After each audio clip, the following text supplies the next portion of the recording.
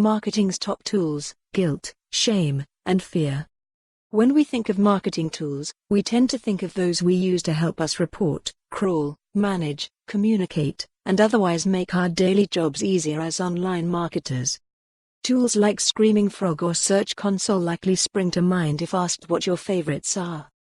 Arguably more important though are the tools we use to convince consumers and decision makers to purchase the goods and services we're marketing: emotions.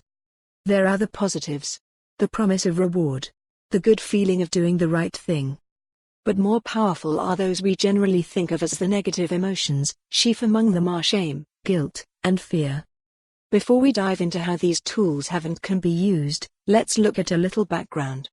Why the heck cover such a dark subject? This is seemingly a pretty bleak topic.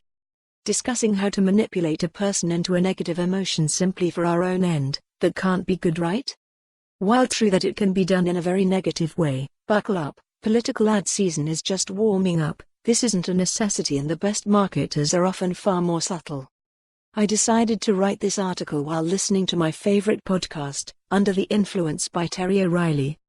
In a particularly interesting episode, Shame, the Secret Tool of Marketing, he discusses use of shame as a marketing tool and its emergence during the Industrial Revolution.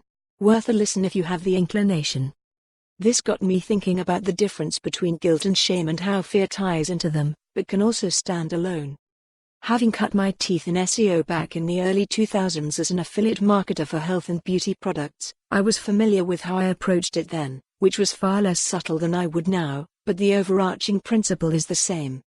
Make people feel good about themselves and where they are or could be, so there is a potential loss in not using your product or service. This might sound cold, but it doesn't have to be.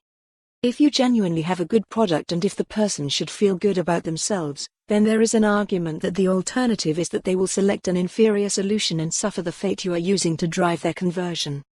What I'm really saying here is that done right, driving a person's guilt, shame, or fear simply drives them to the right decision and lets them not feel long-term the thing they are trying to avoid in their purchase.